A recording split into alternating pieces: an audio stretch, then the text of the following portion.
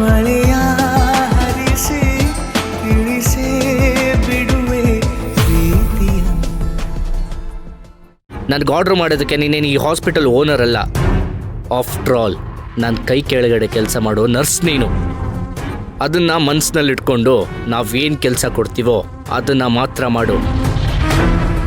ಅದನ್ನ ಬಿಟ್ಟು ನಮ್ಗೆ ಅದನ್ನ ಮಾಡು ಇದನ್ನ ಮಾಡು ಅಂತ ರೂಲ್ಸು ರೆಗ್ಯುಲೇಷನ್ಸ್ ಬಗ್ಗೆ ಹೇಳ್ಕೊಡಕ್ ಬಂದ್ರೆ ನಿನ್ನನ್ನು ಎಲ್ಲಿ ಕರ್ಕೊಂಡು ಹೋಗಿ ನಿಲ್ಲಿಸ್ಬೇಕೋ ಅಲ್ಲೇ ಕರ್ಕೊಂಡು ಹೋಗಿ ನಿಲ್ಲಿಸ್ತೀನಿ.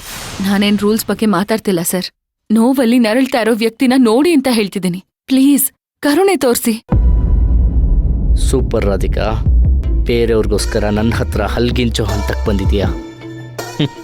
ಹೀಗೇನೆ ಕಾಪಾಡಿ ಕಾಪಾಡಿ ಗೌತಮ್ ಅಂತ ಪರ್ಸ್ನಲ್ ಆಗು ನೀನು ನನ್ನ ಹತ್ರ ಬರಲೇಬೇಕು.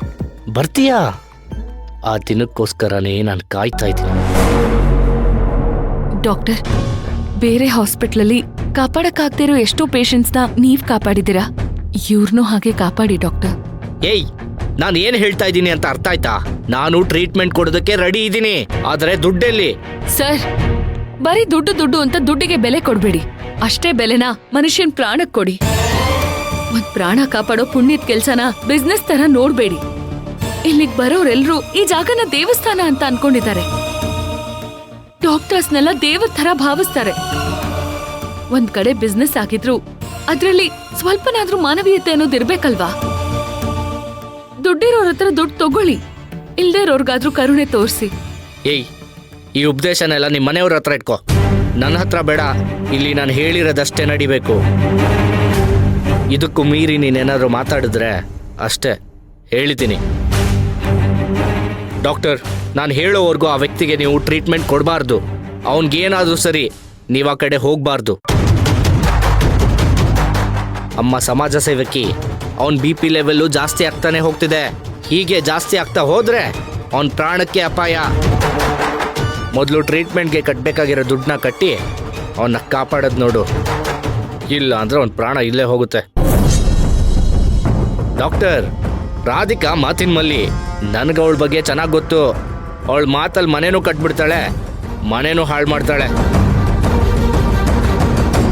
ನೀವೇನಾದರೂ ಅವಳ ಮಾತು ಕೇಳಿ ಮರಳಾಗಿ ಆ ವ್ಯಕ್ತಿಗೆ ಟ್ರೀಟ್ಮೆಂಟ್ ಕೊಡೋಕೆ ಹೋದರೆ ನಾನು ನಿಮಗೆ ಸರ್ಟಿಫಿಕೇಟ್ ಕೊಡಬೇಕಾಗತ್ತೆ. ಯಾವ ಸರ್ಟಿಫಿಕೇಟು ಅಂತ ಒಂದ್ಸತಿ ಯೋಚನೆ ಮಾಡಿ ಅಷ್ಟೇ.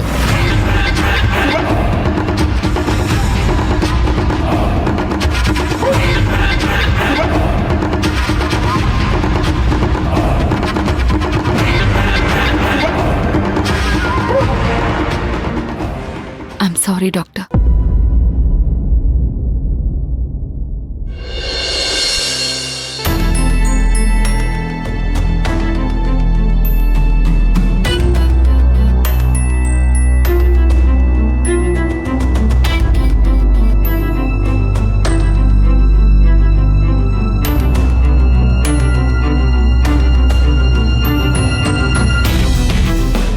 ಇನ್ಸ್ಪೆಕ್ಟರ್, ತುಂಬಾ ಓವರ್ ಆಗಿ ಬಿಹೇವ್ ಮಾಡ್ತಾ ಇದ್ದೀರಾ. ನಿಮ್ದ್ಯಾಕೆ ಟೀ ಕುಡಿಯೋಕ್ಕೂ ಬಿಡಲ್ಲ ರೀ? ಪಿಸಿ ಅವ್ನ ಬಾಯಿಗೆ ಲಾಟೆ ತಿರುಗ್ರಿ. ಇನ್ಸ್ಪೆಕ್ಟರ್, ನಮ್ಮ ಮಮ್ಮಿ ಎಷ್ಟು ದೊಡ್ಡ ವ್ಯಕ್ತಿ ಅಂತ ಗೊತ್ತಿಲ್ಲ ಅನ್ಸುತ್ತೆ ನಿಮ್ಗೆ. ಏಯ್, ಏನೋ ನನಗೆ ಹೆದರಿಸ್ತೀಯಾ? ಎದ್ದು ಬಂದ್ರೆ ನಿನ್ನ ಮೈಯಲ್ಲಿ ಒಂದು ಮೂಳೆ ಕೂಡ ಇರಬಾರ್ದು, ಆ ರೀತಿ ಮಾಡ್ಬಿಡ್ತೀನಿ. ಏಯ್, ನಿಮ್ಮಮ್ಮ ಏನಾದ್ರೆ ನನಗೇನು? ಇನ್ನೊಂದು ಸಾರಿ ಏನಾದ್ರು ನಮ್ಮಮ್ಮ ಯಾರು ಅಂತ ಬಿಲ್ಡಪ್ ಕೊಟ್ರೆ ನಿನ್ನ ಗುರ್ತು ನಿಮ್ಮ ಅಮ್ಮನಿಗೂ ಸಿಗಬಾರ್ದು, ಆ ರೀತಿ ಮಾಡ್ಬಿಡ್ತೀನಿ.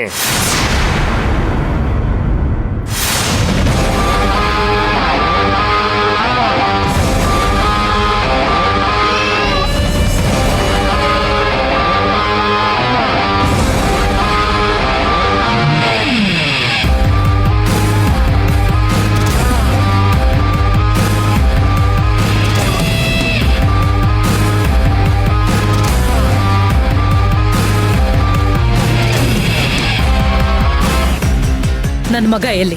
ಆರ್ಯನ್ ಎಲ್ಲಿ? ಅಲ್ಲೇ ಇದಾರೆ ನೋಡಿ madam. Mummy, mummy, Aryan, mummy, mummy. ಏನು ಇದೆಲ್ಲ? ತುಂಬಾ ಹೊಡೆದ್ರೇನೋ, ನೋವಾಗ್ತಿದ್ಯೇನೋ? ಹ್ಞೂ ಮಮ್ಮಿ, ತುಂಬಾ ನೋವಾಗ್ತಿದೆ. ಯಾರ್ಯಾವರು ಸೆಲ್ ಹತ್ರ? ಏಯ್, ಯಾರ್ರೀ ನನ್ ಮಗಂಗ್ ಹೊಡೆದಿದ್ದು? ಏನನ್ರಿ?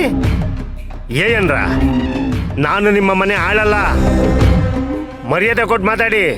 ನನ್ ಮಗಂಗ್ ಈ ತರ ಚಿತ್ರಹಿಂಸೆ ಕೊಟ್ಟಿರೋ ನಿಮಗ್ ನಾನ್ ಮರ್ಯಾದೆ ಕೊಟ್ಟು ಮಾತಾಡಿಸ್ಬೇಕಾ? ಯಾರನ್ ಕೇಳ್ ನನ್ ಮಗನ್ ಮೇಲ್ ಕೈ ಮಾಡಿದ್ರಿ ನೀವು? ಅಪರಾಧಿಗಳನ್ನ ಬೆಂಡೆತ್ತದಕ್ಕೆ ನನ್ಗೆ ಯಾರ ಪರ್ಮಿಷನ್ ಬೇಕಾಗಿಲ್ಲ. ನನ್ನ ಮಗನ್ನ ಅಪರಾಧಿ ಅದು ಇದು ಅಂತ ಹೇಳಿದ್ರೆ ಇಲ್ಲಿ ನಡೆಯೋದೇ ಬೇರೆ. ಇಂದಿರಾ, ಸ್ವಲ್ಪ ಸಮಾಧಾನದಿಂದ ಇರು. ಇನ್ಸ್ಪೆಕ್ಟ್ರೇ, ದಯವಿಟ್ಟು ನನ್ನ ಮಗನ್ನ ರಿಲೀಸ್ ಮಾಡಿ. ಸುಮ್ಮನೆ ಪ್ರಾಬ್ಲಮ್ ಯಾಕೆ? ರಿಲೀಸ್ ಮಾಡೋಕ್ಕಾಗಲ್ಲ ರೀ. ಏನ್ರಿ ಮಾಡ್ತೀರಾ? ಇನ್ಸ್ಪೆಕ್ಟರ್, ನಾನ್ ಯಾರು ಅಂತ ಗೊತ್ತಿಲ್ಲದೆ ಮಾತಾಡ್ತಾ ಇದ್ದೀರಾ ನೀವು? ಅಯ್ಯೋ, ಶುರು ಮಾಡ್ಕೊಂಡ್ರಿ ಇವ್ರು ಪುರಾಣನ. ಇವಾಗೇನು ನನ್ನನ್ನು ಕೆಲಸದಿಂದ ತೆಗ್ದಾಕಿಸ್ತೀರಾ ಅಷ್ಟೇ ತಾನೇ? ನಿಮ್ಮ ಕೈಲಿ ಸಾಧ್ಯ ಆದರೆ ಹಾಗೆ ಮಾಡಿ. ಸುಮ್ಮನೆ ಇಲ್ಲಿ ಬಂದು ನಿಮ್ಮ ಶ್ರೀಮಂತಿಕೆ ದರ್ಪನ ತೋರಿಸ್ಬೇಡಿ. ಏನು ಪೊಲೀಸ್ ಅನ್ನೋ ಅಧಿಕಾರ ಕೈಯಲ್ಲಿದೆ ಅಂತ ಅಹಂಕಾರದಿಂದ ಮಾತಾಡ್ತಾ ಇದ್ದೀರಾ? ಹಲೋ ಮೇಡಮ್, ನಿಮ್ಮ ಜೊತೆ ಆರ್ಗ್ಯೂ ಮಾಡೋಕ್ಕೆ ನನಗೆ ಟೈಮ್ ಇಲ್ಲ. ನಮಗೆ ಕೆಲಸ ಮಾಡಕ್ ಬಿಟ್ಟು ನೀವಿಲ್ಲಿಂದ ಹೊರಡಿ. ಯಾರ್ದೋ ಮಾತ್ ಕೇಳಿ ನನ್ ಮಗಂಗೆ ಇಷ್ಟೊಂದು ಟಾರ್ಚರ್ ಕೊಟ್ಟಿದ್ದೀರಲ್ಲ. ಅಕಸ್ಮಾತ್ ನಾನ್ ಬರೋದ್ ಲೇಟ್ ಆಗಿದ್ದಿದ್ರೆ ಇನ್ನೇನ್ ಮಾಡ್ಬಿಡ್ತಿದ್ರಿ ನೀವು ಅವನ್ಗೆ? ಆಂಬುಲೆನ್ಸ್ಗೆ ಫೋನ್ ಮಾಡಿ ಹಾಸ್ಪಿಟ್ಲಿಗೆ ಶಿಫ್ಟ್ ಮಾಡಿಸ್ತಿದ್ದೋ. ಸಾಕು, ಸುಮ್ನೆ ಇರಿ. ಪೊಲೀಸ್ ಅಂದ ತಕ್ಷಣ ನಿಮಗೆ ಇಷ್ಟ ಬಂದಾಗ ನಡ್ಕೋಬಹುದು ಅಂತ ಅನ್ಕೊಂಡಿದ್ದೀರಾ ನೀವು? ಹಲೋ ಮೇಡಮ್, ನಾವೇನ್ ನಿಮ್ಮ ಮನೆ ಕೆಲಸಗಾರಲ್ಲ, ಗೌರ್ಮೆಂಟ್ ಎಂಪ್ಲಾಯ್. ಗೌರವ ಕೊಟ್ಟು ಮಾತಾಡಿ. ಇನ್ಸ್ಪೆಕ್ಟರ್! ಇಂದಿರಾ, ಸ್ವಲ್ಪ ಸಮಾಧಾನ ಮಾಡ್ಕೋ. ಏನ್ರಿ ಸಮಾಧಾನ ಮಾಡ್ಕೊಳ್ಳೋದು? ನಮ್ ಮಗನ್ ನೋಡಿ ಇಷ್ಟೆಲ್ಲ ಟಾರ್ಚರ್ ಕೊಟ್ಟು ಹೊಡೆದಿದ್ದಾರೆ. ಇಲ್ಲಿ ಕೋಪ ಮಾಡ್ಕೊಳ್ಳೋದನ್ನ ಬಿಟ್ಟು ಸಮಾಧಾನ ಹೇಗ್ ಮಾಡ್ಕೊಳಕ್ಕಾಗತ್ತೆ? ಸ್ವಲ್ಪ ಇರು. ಇನ್ಸ್ಪೆಕ್ಟ್ರೇ, ನನ್ನ ಮಗ ತಪ್ಪು ಮಾಡಿದಾನೆ ಅನ್ನೋ ಒಂದೇ ಕಾರಣಕ್ಕೆ ಈ ರೀತಿ ಹೊಡೆದಿದ್ದೀರಲ್ಲ, ಅದು ತಪ್ಪು ತಾನೇ? ಯಾವುದ್ರಿ ತಪ್ಪು? ನಾವು ಮಾಡೋದು ತಪ್ಪು ಅನ್ನೋದಾದ್ರೆ ನಿಮ್ಮ ಮಗ ಏನು ಸಮಾಜ ಸೇವೆ ಮಾಡಿದಾನ? ದುಡ್ಡಿದೆ ಅನ್ನೋ ದಿಮಾಕಲ್ಲಿ ಕಂಟುಪೂರ್ತಿ ಕುಡಿದು ಕಾರ್ ಓಡಿಸಿ ಒಬ್ಬನಿಗೆ ಆಕ್ಸಿಡೆಂಟ್ ಮಾಡಿದ್ದಾನೆ. ಆಕ್ಸಿಡೆಂಟ್ ಆದಂಥ ವ್ಯಕ್ತಿ ಹಾಸ್ಪಿಟಲ್ ಈಗ ಅಡ್ಮಿಟ್ ಆಗಿದ್ದಾನೆ. ಅದು ತಪ್ಪಲ್ವಾ? ನಾವು ಮಾಡಿದ್ರೆ ಮಾತ್ರ ತಪ್ಪ? ರೀ, ಏನ್ರಿ ಇದು?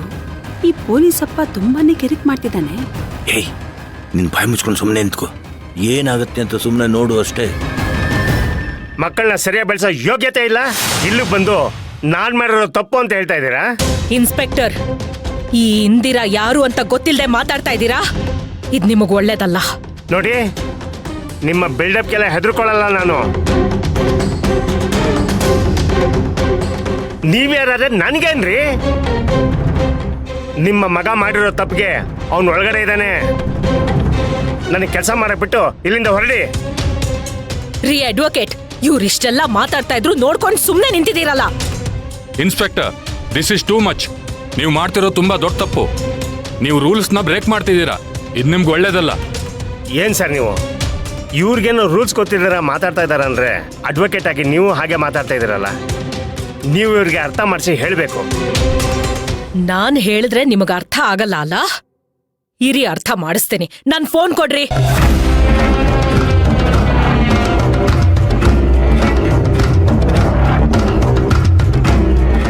Hello sir.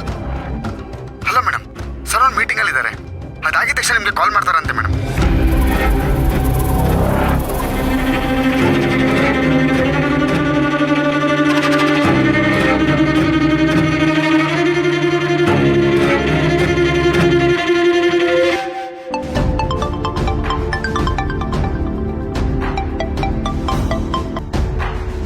ಹೇಳಿ ಮೇಡಮ್. ಸರ್, ನನ್ ಮಗನ ಅರೆಸ್ಟ್ ಮಾಡಿ ಅಶೋಕ್ ನಗರ ಪೊಲೀಸ್ ಸ್ಟೇಷನ್ ಅಲ್ಲಿ ಇಟ್ಟಿದ್ದಾರೆ ಸರ್.